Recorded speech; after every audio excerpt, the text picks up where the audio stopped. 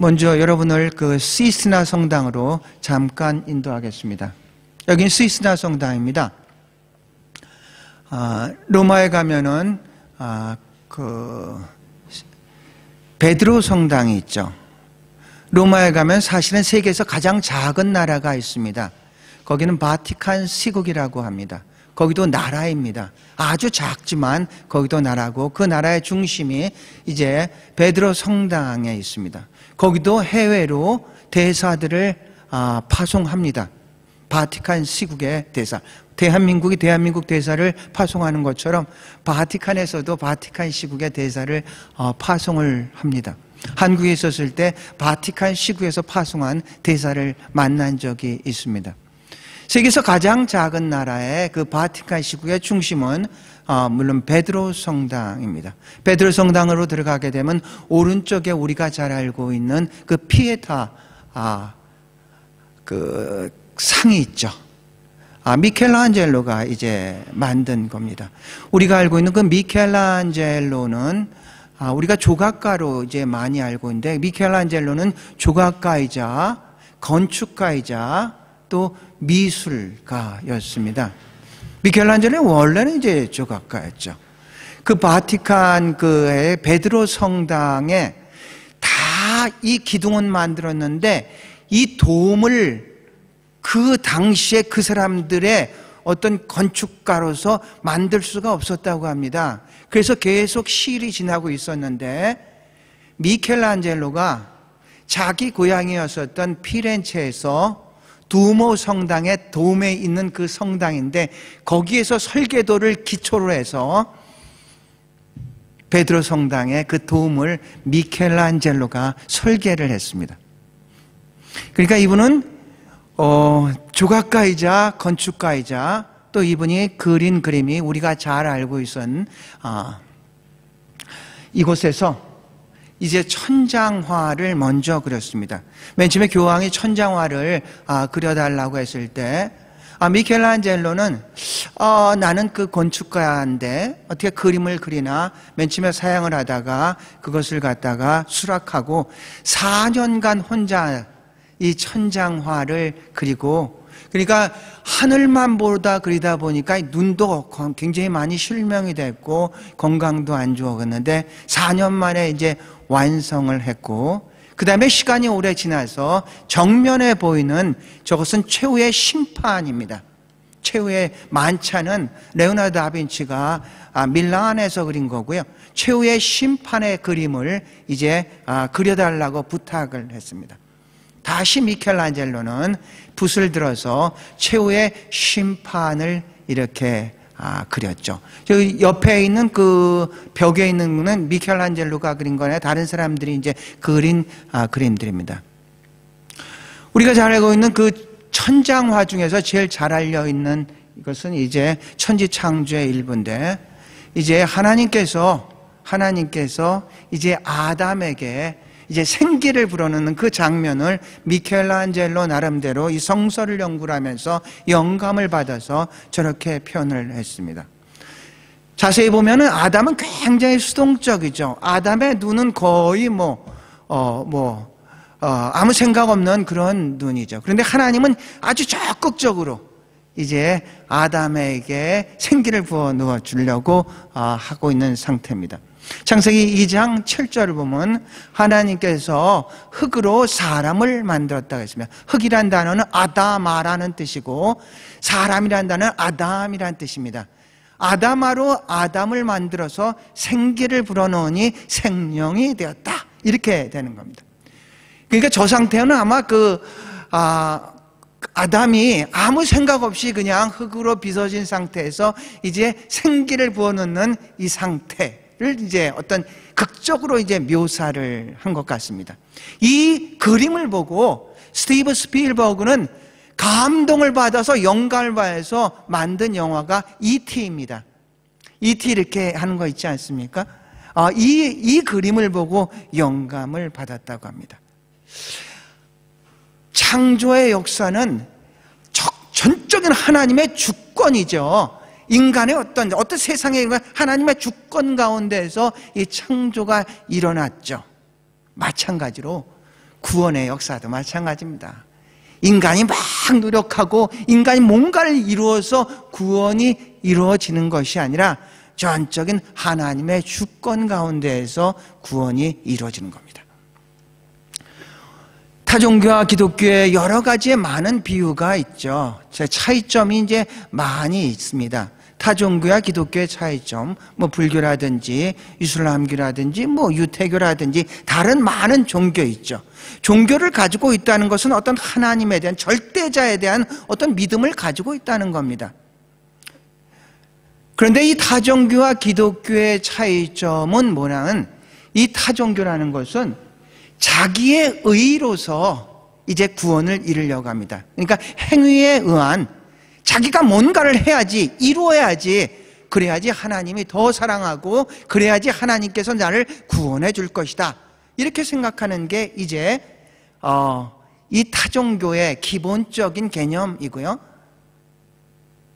기독교는 창조의 때도 그런 것처럼 이 구원의 역사도 인간의 어떤 의가 아니라 자기의 의가, 행위의 의가 아니라 이것은 전적인 하나님의 의로서만이 구원이 이루어진다는 얘기입니다. 성경 여러분, 로마서 10장을 보면 이렇게 합니다. 내가 증언하니 그들이 하나님께 열심은 있으니 올바른 지식을 따는 것은 아니다. 그러니까 이들이 하나님께 열심은 있어요. 열심은, 누가 열심이 없다는 얘기가 아니라 열심은 있는데 하나님의 올바른 지식을 따르는 것이 아니라 하나님의 의를 모르고 자기의 의를 통해서 하나님께 가려고 한다는 얘기죠. 그래서 하나님의 의를 복종하지 않는 결과가 나타나는 얘기죠. 구원이라는 것은 전적으로서 자기의 의라는 것은 이런 겁니다. 자기가 뭔가를 이루고 뭔가를 공덕을 쌓았고 그것을 통해 가지고 하나님께서 나를 인정해 주시고 나를 구원해 주시는 것이다. 이런 자기의 의입니다. 자기의 의는 행위의 의고 자기의 의로, 행위로 살아가는 사람은 종교 생활을 하는 사람입니다. 그런데 하나님의 의라는 것은 의로우신 하나님을 믿음으로써 의로워지는 그 의, 믿음의 의를 얘기를 하는 겁니다.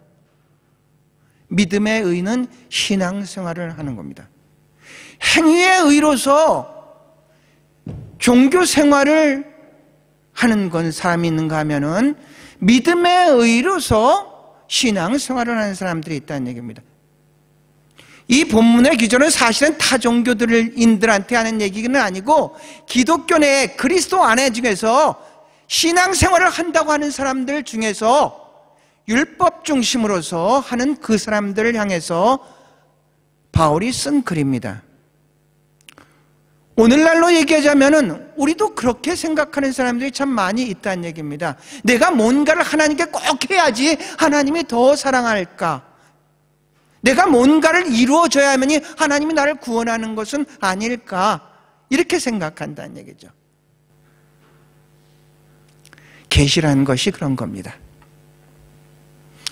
계시라는 것은 우리가 어떤 커튼이 닫혀진 것을 열다, 뚜껑이 덮여 있는 것을 뚜껑을 열어주다, 이런 뜻입니다.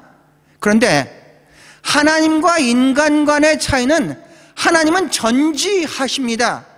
omniscience합니다. 전능합니다. omnipoten트합니다. 편재하십니다. 하나님은 어디서나 계시다는 얘기죠. omnipresent입니다. 그분이 하나님이고 인간은 시공간의 제한을 받는 그런 인간이죠.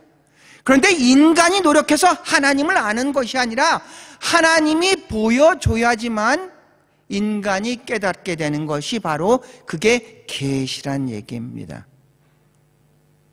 하나님이 보여주지 않으면 인간은 알 수가 없습니다. 그래서 계시는 하나님의 자기 표현이고 하나님의 자기 소개입니다. 계시는 두 가지로 나눌 수 있습니다. 일반 계시가 있습니다. 일반 계시는 자연, 우리가 찬양을 아까 했던 것처럼 그 찬양, 이 자연을 통해서 정말로 하나님의 살아계심을 깨닫는 그런, 또 지나가는 이 역사를 통해서 하나님께서 구체적이고 간섭하시는 것을 보면서 정말로 하나님이 살아계시는구나. 그렇게 우리의 이성적으로 깨달을 수 있는 그 계시를 일반 계시라고 얘기를 합니다. 또는 특별 계시가 있습니다. 특별 계시는 초자연적인 계시를 얘기합니다. 예수 자신이 계시의 마지막이고요. 그 예수를 증거하는 책이 성경이 계시고요. 또한 우리가 이성적으로 이해하지 못하는 예언이라든지 환상이라든지 기적이라든지 이런 것들이 다 이제 계시가 된다는 얘기죠. 일반 계시를 생각하면은 이렇습니다. 디모데후서 6장 15절과 16절 보면 하나님이 그의 나타나심을 보이시니, 이게 바로 이제 자기의 나타남을 이제 보이신다는 얘기입니다. 이게 계시라는 얘기인데 16절을 보면은 하나님의 존재를 가까이 가지 못할 빛에 거하시고 어떤 사람도 보지 못하였고 또 볼 수 있는 그런 분이 아니란 얘기입니다. 그런데 하나님이 이제 자기를 계시를 이제 하게 되는데, 자기의 계시를 보면 우리가 오늘 본문 읽었었던 겁니다. 창세전부터 그의 보이지 아니하는 것들 곧 그의 영원하신 능력과 신성이 그가 만드신 만물에 분명히 보였다. 그러니까 하나님이 창조하신 그 세상의 만물을 통해서 하나님의 자신의 신성을 갖다가 보여준다는 얘기입니다. 일반 계시를 자연 계시라고 또 얘기합니다. 이 우리가 보는 이 자연을 통해서 하나님이 살아계심, 정말로 하나님이 계시구나, 이런 것들을 우리가 깨달을 수 있다는 얘기입니다. 우리는 계속해서 우리는 신앙생활하면서 한 가지의 갈등이 있습니다. 우리는 사실 학교에서는 다 진화론을 배웠습니다. 진화론을 배우면서 언젠가 우리가 알 수 없는 그때 빅뱅이 있어서, 그래서 우연히 그 빅뱅이 어떤 지구를 만들고 지구에 어떤 물이 생기고 단세포가 생기고 다세포가 생기고 그 다음에 파충류가 생기고 그리고 포유류가 생기고 이런 식으로 우연이란 단어를 쓰면서 이제 우리는 진화론에 굉장히 익숙하게 됐습니다.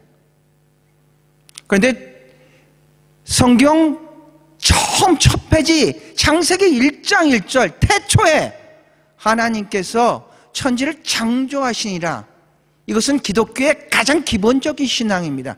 만약에 이 말씀이 믿어지지 않는다면은 사실은 그 다음 귀절부터 읽는 것은 이성으로는 이해될지 모르지만 우리의 가슴으로 믿지는 않습니다. 하나님은 태초에 천지를 창조하셨는데 이 창조론과 진화론과 굉장히 갈등을 겪으면서 우리는 살아갑니다. 이 프레임을 어떻게 집어넣어서 얘기를 하냐면은 진화론은 과학적이고 창조론은 비과학적인데 또 믿음이라고 합니다. 과학과 비과학, 과학과 믿음을 그렇게 대치를 시키면서 창조론과 진화론을 갖다가 설명을 하죠. 그런데 여러분, 과학이라는 게 뭡니까? 과학이라는 것은 이런 겁니다. 어떤 뭔가를 관찰하고 그것을 실험해서 어떤 검증을 거쳐가지고 객관적인 결과가 도출되는 것을 과학이라고 합니다. 그런데 진화론은 자신들의 과학을 얘기를 하면서 전혀 자기들이 빅뱅을 봤습니까? 그들이 진화를 통해 가지고 이게 계속해서 이렇게 원숭이가 해서 됐다는데 그 진화의 중간 단계는 전혀 화석에도 찾아볼 수가 없습니다. 그래서 사실은 우리가 조금 속아서 그렇지 과학과 비과학의 대칭이 아니라 이것은 세계관의 충돌입니다. 진화론자는 안 믿는 게 아니라 하나님이 없다는 것을 믿는 자입니다. 여러분, 우리는 안 믿는다고 해요. 아니, 그런 뜻이 아니라 하나님이 없다는 것을 믿는 사람이고 우리는 하나님이 계시다는 것을 믿는 사람입니다. 과학과 비과학이 아니라 이것은 세계관의 차이입니다. 그들은 하나님이 없다는 믿음으로 세상을 바라보는 것이고 우리는 하나님이 계시다는 그 믿음으로 세상을 바라보는 겁니다.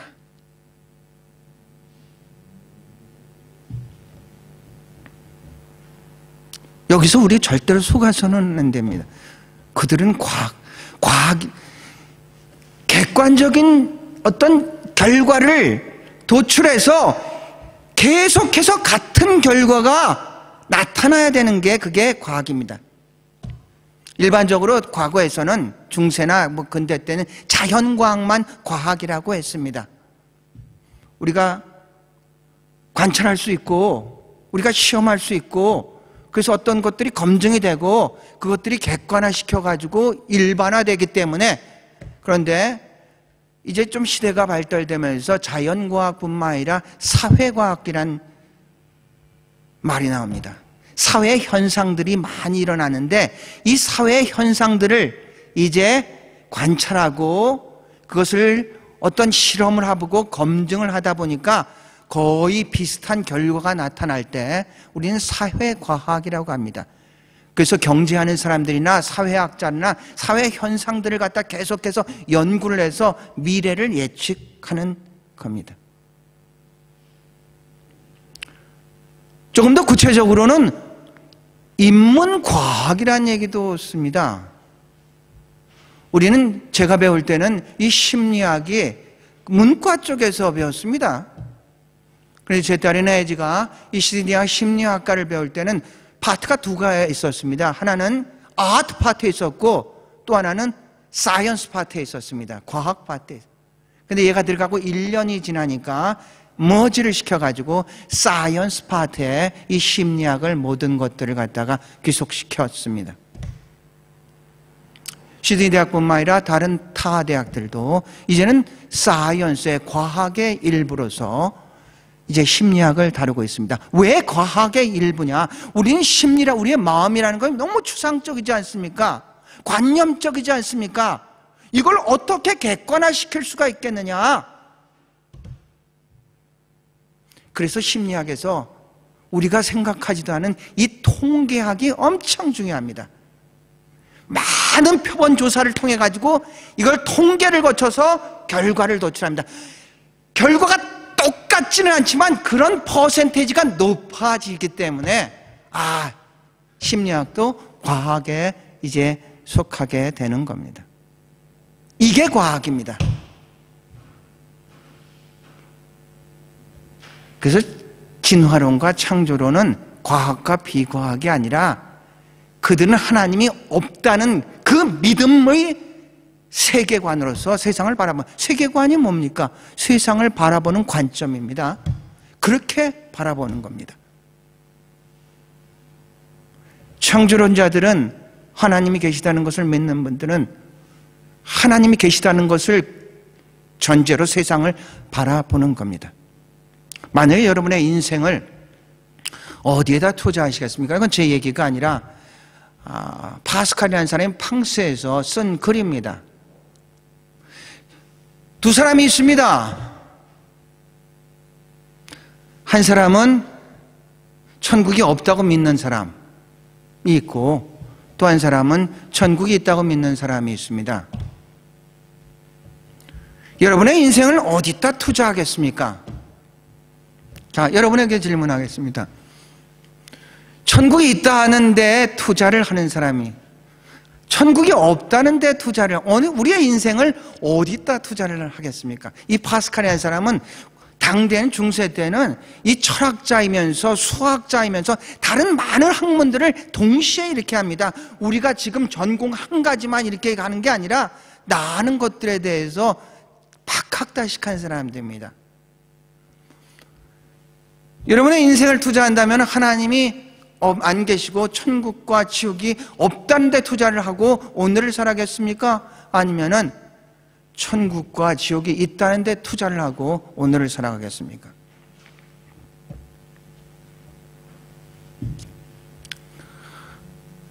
누가 오늘을 살아가는데 참 잘 살아간다고 생각하시겠습니까? 내일을 기대하고 오늘을 살아가는 사람과 내일을 모르고 오늘을 살아가는 사람, 물론 내일의 소망을 가지고 오늘을 살아가는 사람이 같은 상황, 같은 처지일지라도 오늘을 행복하게 살아갈 수가 있을 겁니다. 희망이라는 건 뭡니까?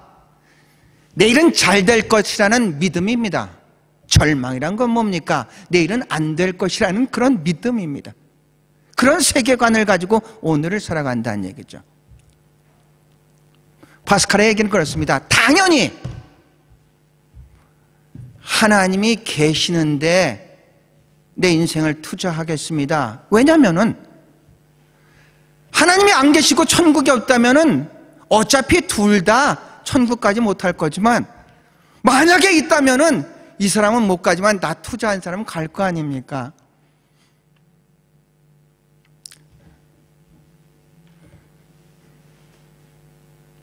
그게 바로 세계관입니다.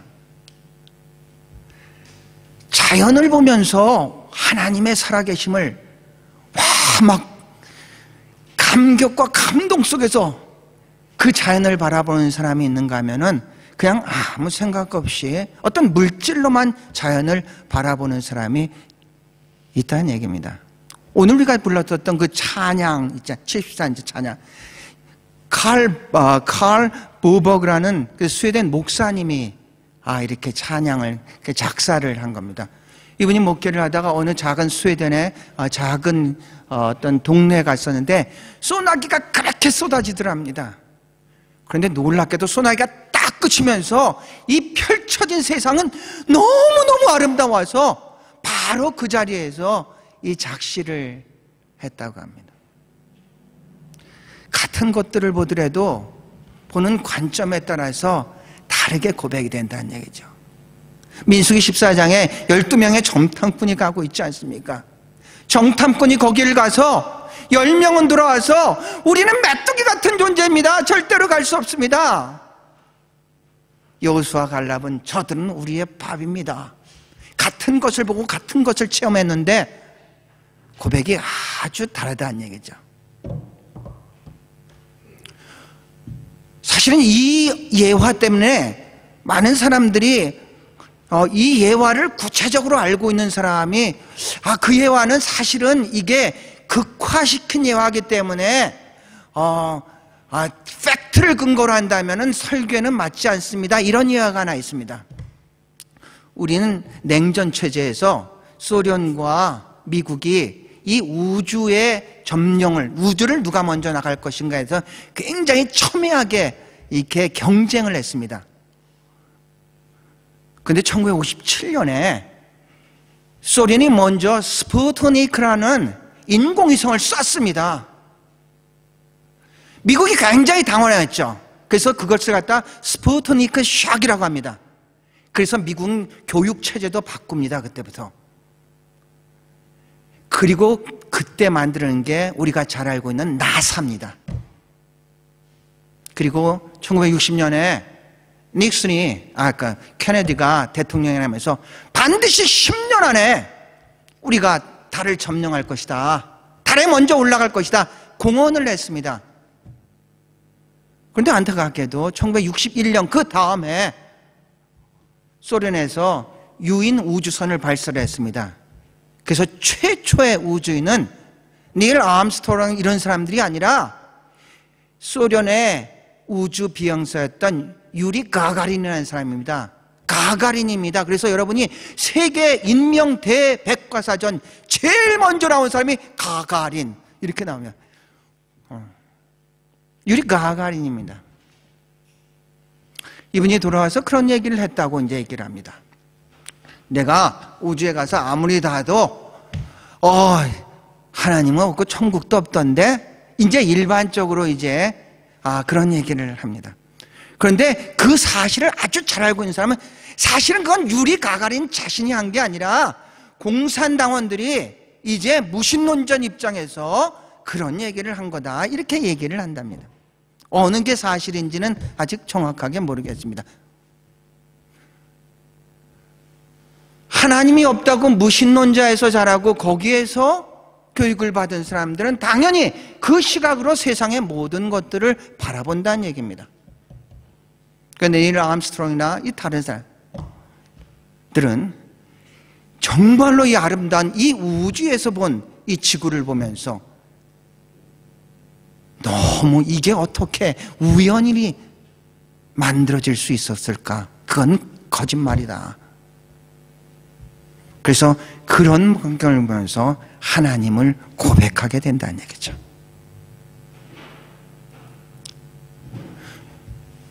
여러분이 저도 이제 고등학교 때 배웠었던 시가 이제 여러분이 사실은 다 배웠을 겁니다.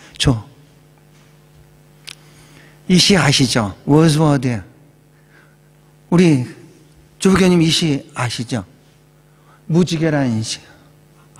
우리 조영수 집사님이 이 시 모르시나요? 저만 배웠군요. 저만 딴 나라에서 왔는지 딴 데서 교육을. 이 워즈워드는, 윌리엄 워즈워드는 이 사람은 영국의 개관시입니다. 낭만주의파에 속하고 아주 신실한 독실한 이제 크리스찬이고, 그분이 쓴 무지개, 이건 아주 일반적으로 잘 알려져 있는 그런 시입니다. 무지개를 보면서 이렇게 고백합니다. 저 하늘 무지개를 보면 내 가슴은 뛰노라. 나 어린 시절에 그러했고 어른이 지금도 그러하고 늙어서도 그러하니 그렇지 않다면 차라리 죽는 게 나으다. 아이는 어른의 아버지, 이제 이런 겁니다. 그 아이들의 감정, 그냥 세상을 보면서 두근두근하는 그 감동, 이런 것을 뜻해서 아이는 어른의 아버지, 내 하루하루가 자연의 숭고함 속에 있기를. 숭고함이라는 단어는 피어티라는 뜻입니다. 어떤 경외, 이런 뜻을 가지고 있습니다. 하늘에 있는 무지개를 보면서 내 가슴은 뛴다. 내 어렸을 때도 그렇고 지금도 그렇고 앞으로도 그렇길 원한다. 만약 그렇지 않다면 차라리 죽는 게 낫다. 이렇게.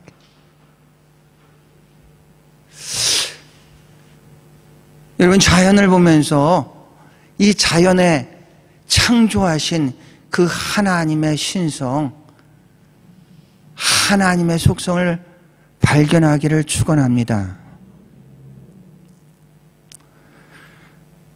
사람들은 그렇습니다. 사람들은 모두 자기 표현을 하면서 살아갑니다. 음악가는 음악을 통해서 자신을 표현합니다.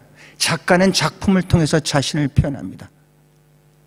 화가는 그림을 통해서 자기 자신을 표현합니다. 그래서 그가 만든, 그가 그린 그 곡을 듣거나 그림을 보면은 그가 어떤 사람인지 대충 알 수가 있죠.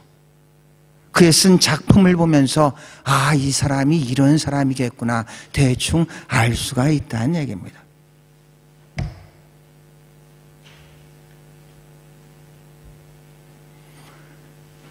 하나님의 자기 표현, 하나님의 자기 소개가 그게 바로 계시란 얘기입니다.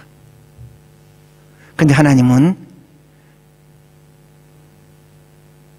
일반 계시를 통해서, 자연을 통해서 하나님의 살아계심을 말씀하고 있고, 두 번째로 특별 계시가 있습니다. 히브리서 1장 1절부터 2절 한 번 같이 읽어보시겠습니까? 시작. 옛적의 선지자들을 통하여 여러 부분과 여러 모양으로 우리 조상들에게 말씀하신 하나님이 이 모든 날 마지막에는 아들을 통하여 우리에게 말씀하셨으니 이 아들을 만유의 상속자로 세우시고 또 그로 말미암아 모든 세계를 지음을 받았으니라. 아멘. 일반 계시가 있는가 하면은, 우리가 이성적으로 이해할 수 있는 그런 계시가 있는가 하면 특별 계시가 있습니다. 특별 계시는 참 여러 가지가 있죠. 그 중에서 오늘 본문의 여기를 보면은 아들을 마지막에는 아들을 통해서 자신을 보여준다고 얘기를 하고 있습니다. 여러 부분 여러 모양으로 있었는데 그런데 아들을 통해서 보여준다. 그 아들은 예수 그리스도입니다. 성경은 그 예수 그리스도를 나타낸 그런 계시의 책입니다. 구약은 오실 예수 그리스도에 대해서 묘사를 했고 신약은 오신 예수 그리스도에 대해서 묘사를 했습니다. 그래서 우리는 성경을 읽으면서 이제 이 안에서 예수 그리스도를 우리가 만나야 된다는 얘기죠.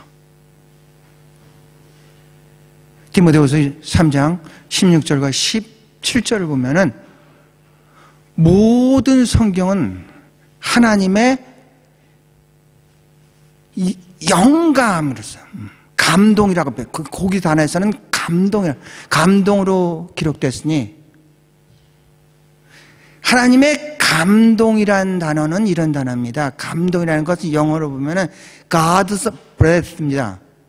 하나님의 숨결로 기록됐으니 이는 교훈과 책망과 의로교육하기 바르게 함과 의로교육하기에 유익하다고 했습니다. 그러니까 이 성경은 하나님의 숨결로 기록됐다 그랬고 또 다른 곳에서는 하나님의 영감으로 했다. 영감이라는 단어는 인스피레이션입니다. 인스피레이션은 스피릿이 안에 있다는 뜻입니다. 하나님의 영이 그 안에 들어가서 기록했던 그런 글이란.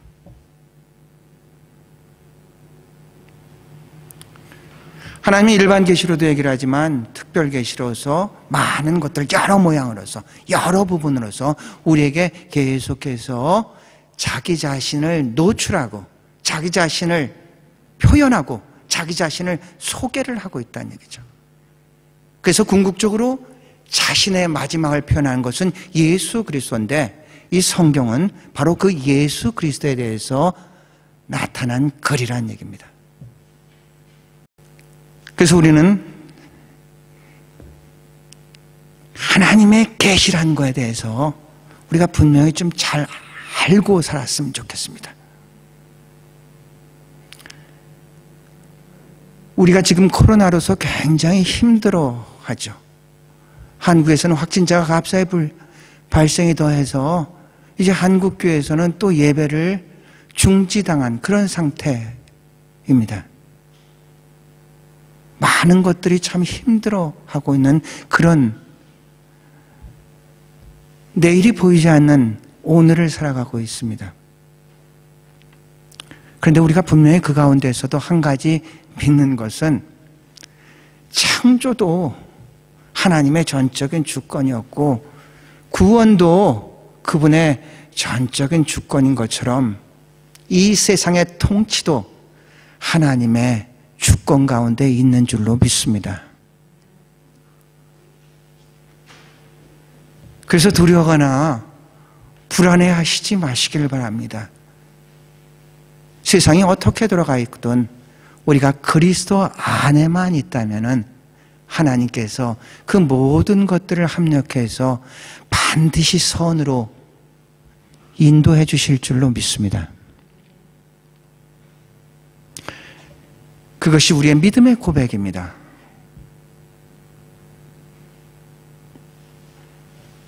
말씀을 마치고자 합니다. 계시라는 것은 하나님의 자기 노출입니다. 계시라는 것은 하나님의 자기의 표현입니다.